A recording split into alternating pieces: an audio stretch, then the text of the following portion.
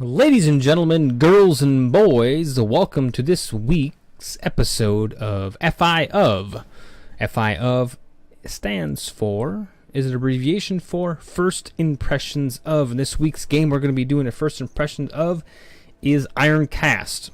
Now, IRONCAST is available on Steam, or has been available on Steam for a couple of weeks now, and it is it's a pretty fun game. It's actually pretty interesting. It's kind of a I don't want to say Puzzle Quest-esque game, but it's a match 3 type style of game where you battle against other mechs in the year 1886. Established in 1886 is actually what it says here. Probably not quite 1886. I don't believe there were computers in 1886, but hey, you never know. Pretty interesting game, though. I am enjoying it.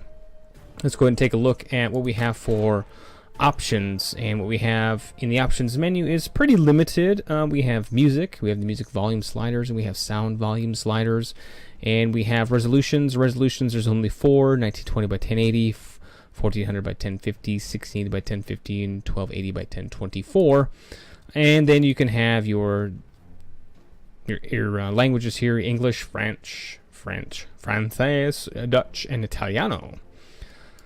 Basically that's all there is for options. It's pretty limited as far as options go, so it's not horrible there, but it doesn't need to have all the options that it's need. Now I just want to remind you, this is not a review of the game. This is simply first impressions. Like I said, I got this game off of Steam a couple weeks ago, and I've probably put maybe 24 hours into the game. Gives me enough for a first impressions. I don't like to do a first impressions based off of just 2 or 3 hours, and I don't have enough hours in to do an actual review. So let's go ahead and just take a look at the game here. Let's go ahead and start a new game, and you can start out and you can select your different commander. Now you don't have all the commanders right away. You only start out with, I believe, Eris Powell. Then you eventually gather these other commanders here as you progress throughout the game, but each commander has a different signature augmentation, where she has matching 6 or more energy nodes, reduces the energy cost of activating the next shield or drive system by 1 to a minimum of 1. The heat cost remains unchanged. In addition, the damage of all energy-based weapons is boosted by 10%. That is her signature augmentation. Now each one has a different one, as you can see there.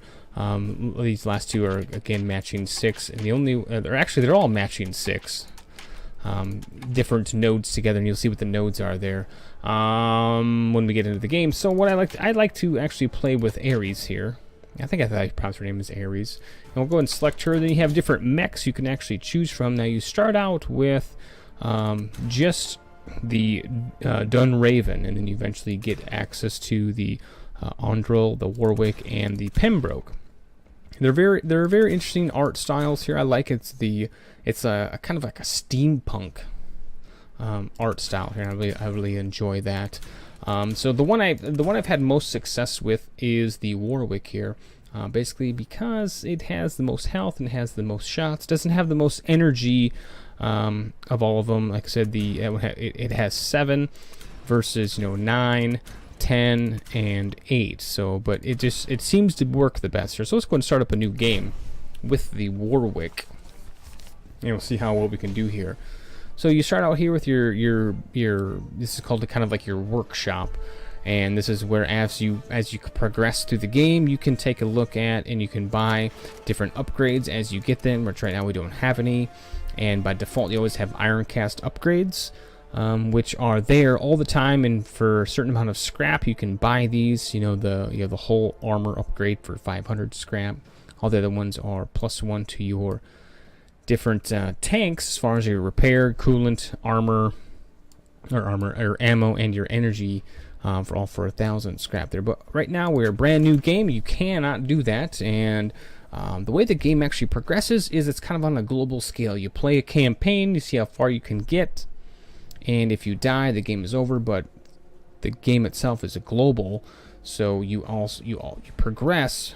The further you get along in a campaign, once you die, everything is wiped. So let's go and select a mission here.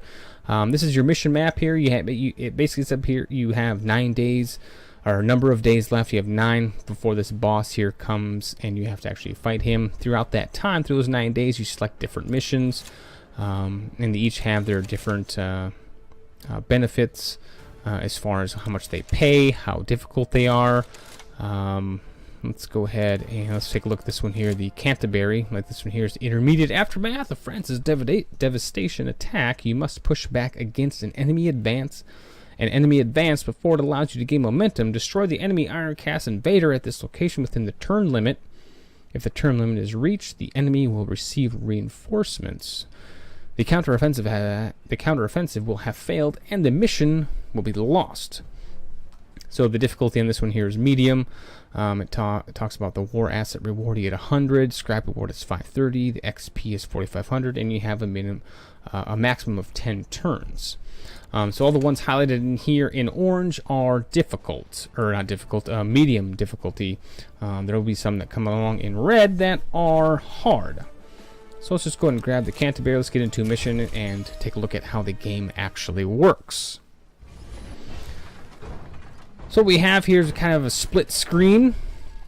It goes through here and just kind of gives you some I don't want to say lore, just some text about what's going to happen here in this particular mission here. Most of this is pretty irrelevant. I haven't found any of it to be too insightful, so I just skip them. And so here we have, some of you may be familiar with this here. It's a match 3 system, and we have our weapons, our drives, our defenses. We have 2 weapons. We have a plasma style gun, and then we have a projectile style of gun here. First turn they are charging, so we can't use them, and we have our drives to be able to allow us to walk, and some defenses for shields. In order to activate those systems, we need energy for the drives and the defenses. So the energy is these little nodes right here that have the energy symbol on them, and you have to match 3 together, like I said, and to be able to take effect, to be able to get benefits of those. So this is kind of not so great of a layout here. So what do we do here? Let's just go ahead and we're going to grab these 3 energy nodes, since that's really all we can do. We could grab these 3 repair nodes, which is not that great. So as you can see, it's a match 3 system, so we'll grab these 3 here. Not a whole lot that we can actually do with that. We can grab these 5 repair nodes, and still not a whole lot we can do as far as energy. Let's go ahead and, now we don't need coolant, but we need to drop the board down some, so we can just go ahead and match coolant nodes, even though we don't need them, to drop everything down some more, to maybe get some more matches. Another thing we could do outside of that is maybe grab some ammunition.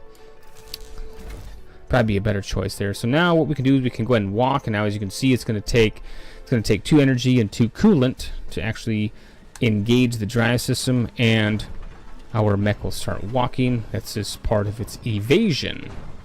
Now we can't do anything else for this turn since our weapons are charging. We can't fire. We don't need to repair anything, so we'll just go ahead and end our turn by clicking done. The AI will do whatever it has to do. It's going to shoot at us. It misses. Since we have some evasion going on, there it's going to hit us pretty good. It hit our drive system pretty good there. So now we have our weapons are able to fire, and over here we have the mech's health that we're battling against. We have what its percentage of its evasion is right now. Same thing on our side here. Also, we can look at its different weapons and its different drives and defense systems. And we can target these if we want to fire upon them. So if we want to focus on his drives, we just click his drives, and we're going to fire upon those drive systems to try to disable those first. So let's go ahead and fire our shock coil MK1.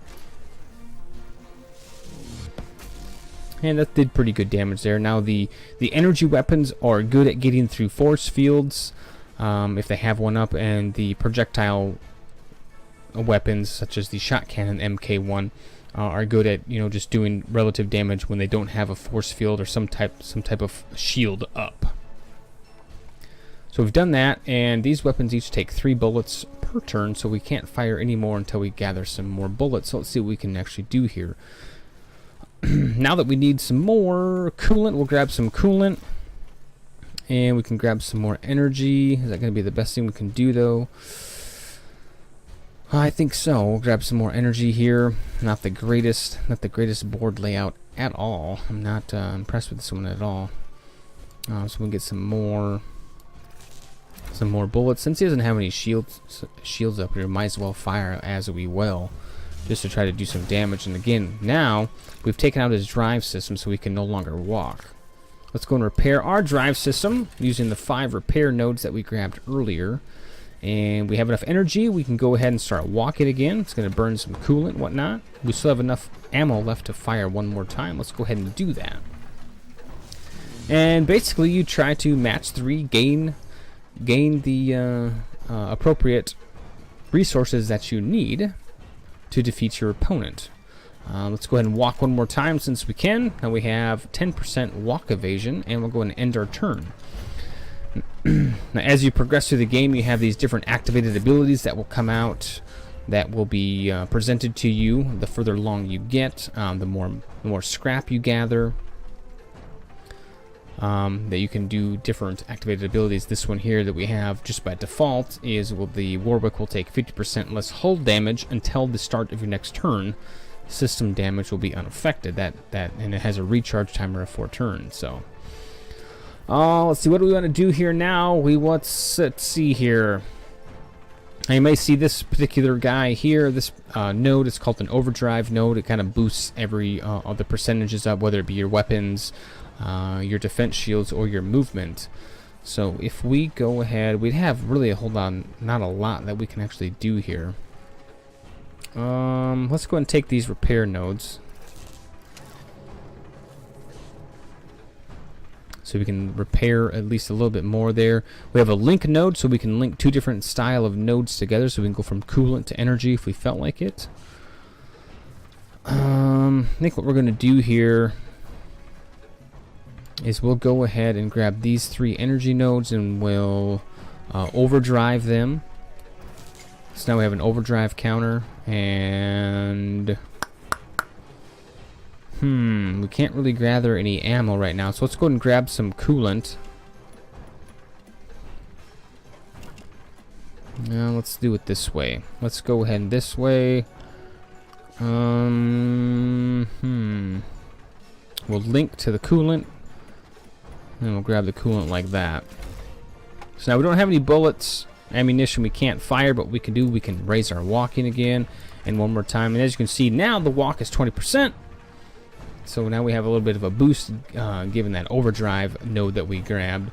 And we'll go ahead and fix our drives one more time. And while we're at it, we might as well just reduce some energy, reduce some damage that we're going to have there, and let the AI have its turn. So we'll see what they do. They may or may not fire upon us. He's got 30% shields up. We probably aren't going to do a whole lot of damage, even if we are able to. So let's see, what can we do here? This is not, again, it's not that great here. We don't have a whole lot of match 3 at least going on here. So let's grab some ammunition. We might just have to gather some scrap. That'd be the best thing to do there. Gather some scrap, and now we can at least get 5 energies. That'd be the best thing we can do. Yeah, we'll grab 5 energies, and we'll go ahead and walk for 2, and we'll raise our shields for 4, and then we'll go ahead and fire and see what we can get done here. Not bad at all. Now we're running a little low on coolant, but since the opposing mech is really low on health, it's not going to much matter. If we run out of coolant, our system will start taking damage 10% at a time. So we want to make sure we don't run out of coolant, and we want to make sure we have enough energy and all that stuff to be able to activate our systems. So since he's so low on health, it's not really going to matter much what we do. But just in case, what we're going to do here is we'll grab these energies, and then we'll grab